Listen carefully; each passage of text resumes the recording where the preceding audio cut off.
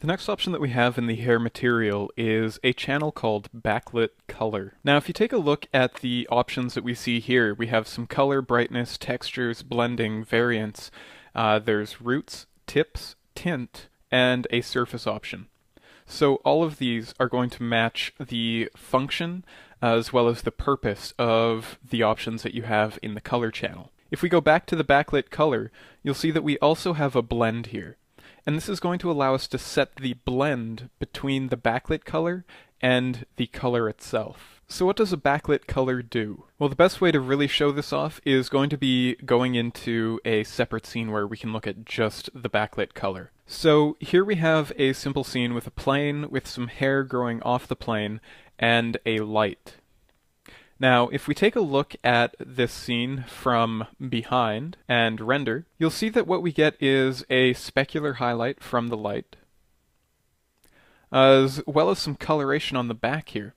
And this coloration is actually from the light that is being passed through the hairs. If we go to our material editor, we can actually turn off all of the material channels there and render again.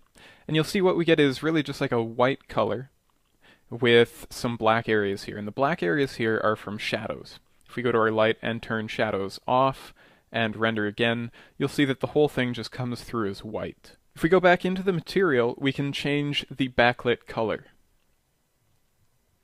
So you'll see by default it's kind of going to this white color.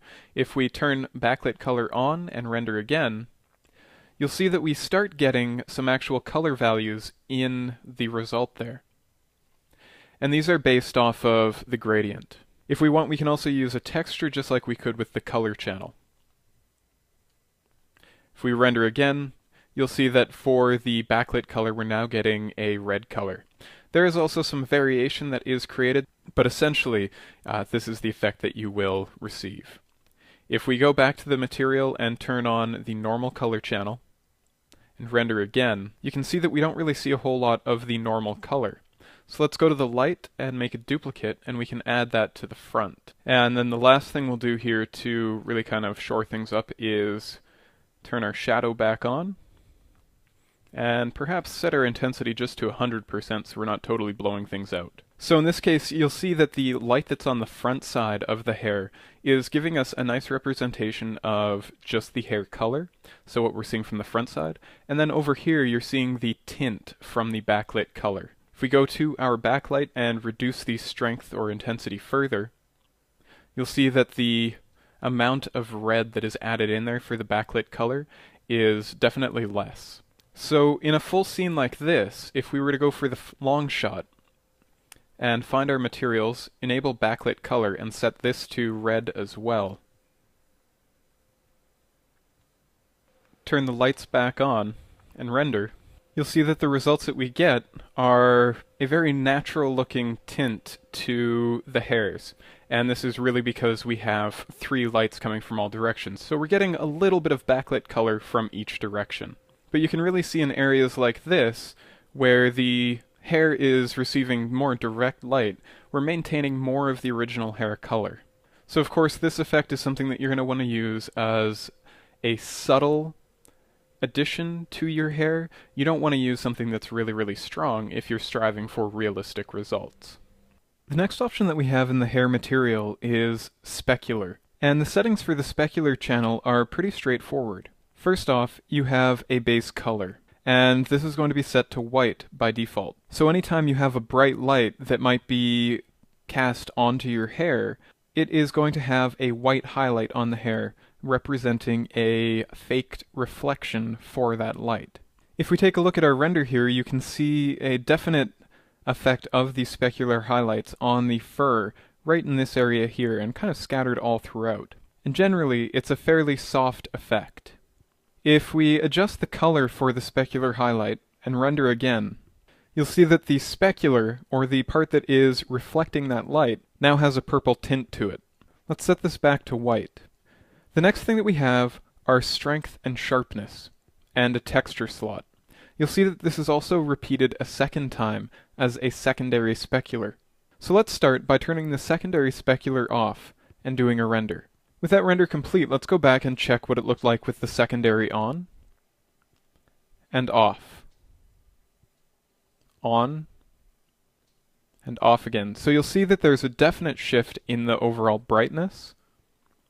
And in some places here, you can see that there's a bit more sharpness to the actual highlight itself. So we're going to go back to the off state.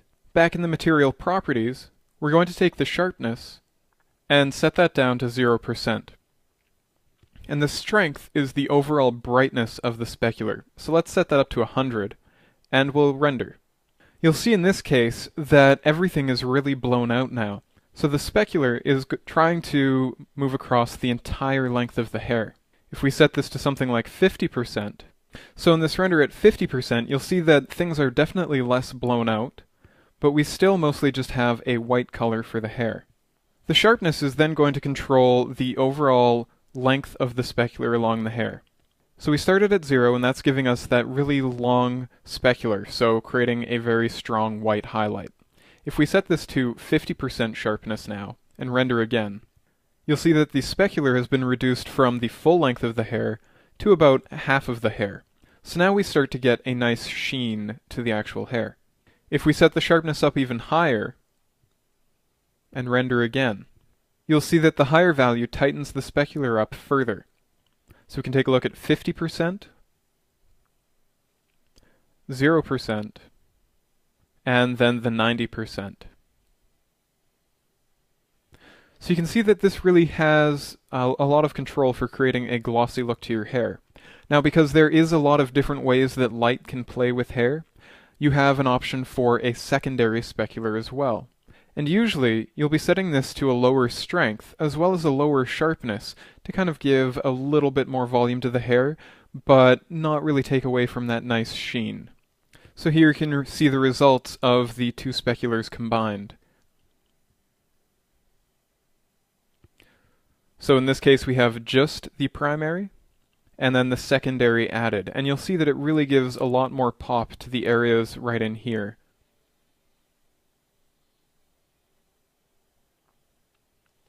Next, you have a texture slot here. So again, let's just hide the secondary specular for now. We'll increase the strength to the primary and just make it a little less sharp.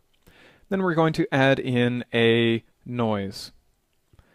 And in the noise, we'll clamp it, just so that there is a little bit more of a definite contrast in there. We'll also set the scale up. And render. Now in this case, you can see that the specular on the hair is definitely broken up, and if we get in closer, it looks like it's almost mottled. So perhaps that means that we just need to increase the scale. Okay, so if we zoom out a little bit and take a look at the first version with the smaller noise and the second version, you can definitely see where the noise is starting to break up the specular on that hair. Now, of course, you might not always want just the broken up specular, so again, that's where something like the secondary specular can come in handy. The final option here is back specular, and there is going to be a specular highlight that is going to appear on the back side of hair as well, and this is from any lights that are coming from behind the object. So this is currently set to 90, let's set this to, say, 25, and render again.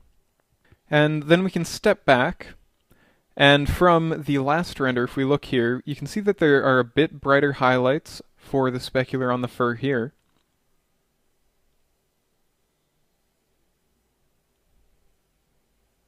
And since we didn't really have any strong specular highlights that were on the back side of the hair, you don't notice a huge change on the areas that we're getting lighting from behind.